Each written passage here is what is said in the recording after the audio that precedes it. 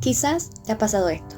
No tienes saldo en tu celular y pides un préstamo de Tigo, pero te cobran comisión. Pero al menos puedes seguir comunicándote. El problema de esto viene después.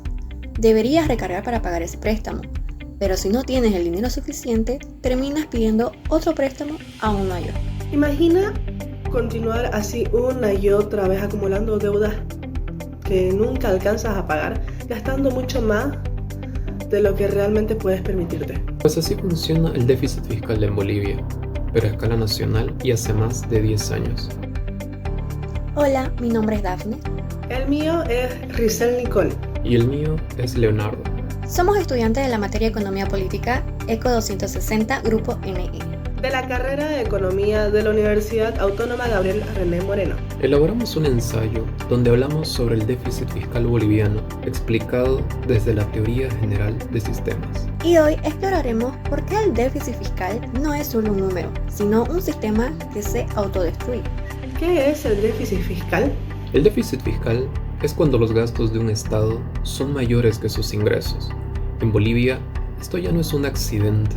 Llevamos 8 años seguidos gastando más del 6% de lo que producimos como país. Si el PIB boliviano fuera el sueldo de un estudiante, digamos que de 3.000 bolivianos, estaría gastando 180 bolivianos extra cada mes y acumulando deudas. Peor aún, según estudios, cuando esto pasa por más de 3 años, el 82% de los países terminan en una crisis económica. ¿Por qué Bolivia no colapsa aún? ¿Cómo lleva tanto tiempo gastando mucho más de lo que gana? Porque está parchando el problema con deudas y emisión de dinero. Pero eso tiene un límite. Teoría general de sistemas aplicada. En nuestro ensayo, para entender por qué el déficit fiscal no se corrige, usamos la teoría general de sistemas. Según esta teoría, un sistema está compuesto por subsistemas, que son como sistemas más pequeños, que trabajan en conjunto, cada uno con sus propios elementos, cada elemento, es decir, parte o actor, con sus propios atributos, es decir, características. A su vez, todos estos elementos interactúan entre sí.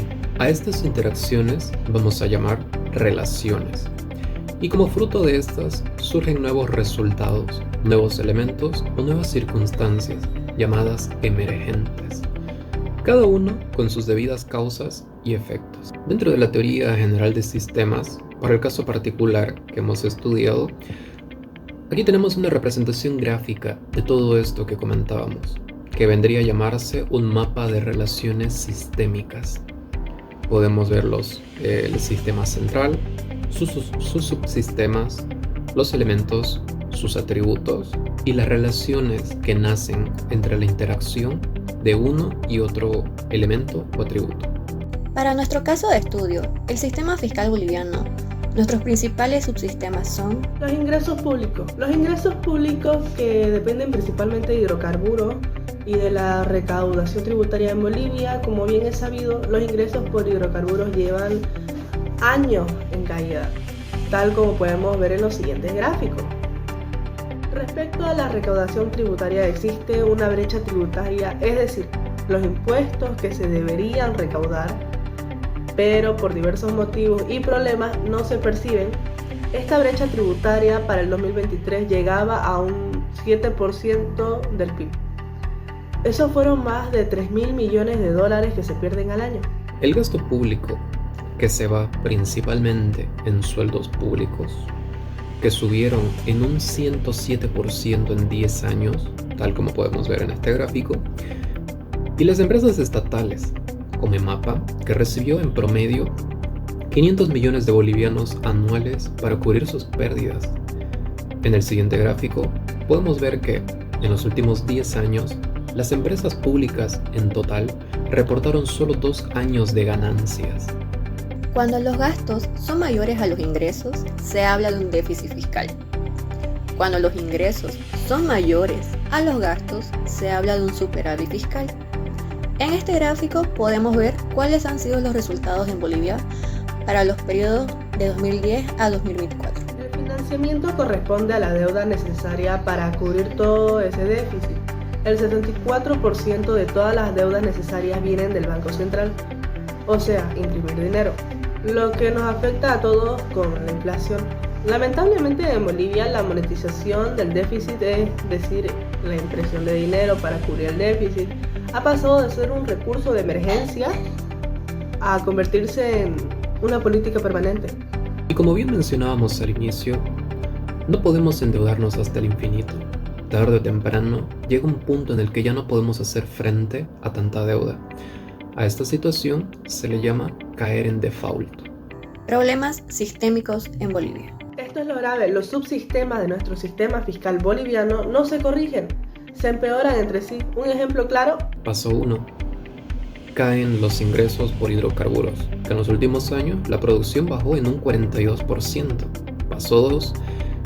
El gasto público, en sueldos y subsidios principalmente, no baja, al contrario, sigue creciendo. Paso 3. Para cubrir esa diferencia, el gobierno pide préstamos o imprime dinero. Paso 4. Esto termina generando inflación o escasez de dólares, algo que estamos sufriendo con especial crudeza el último año. Paso 5.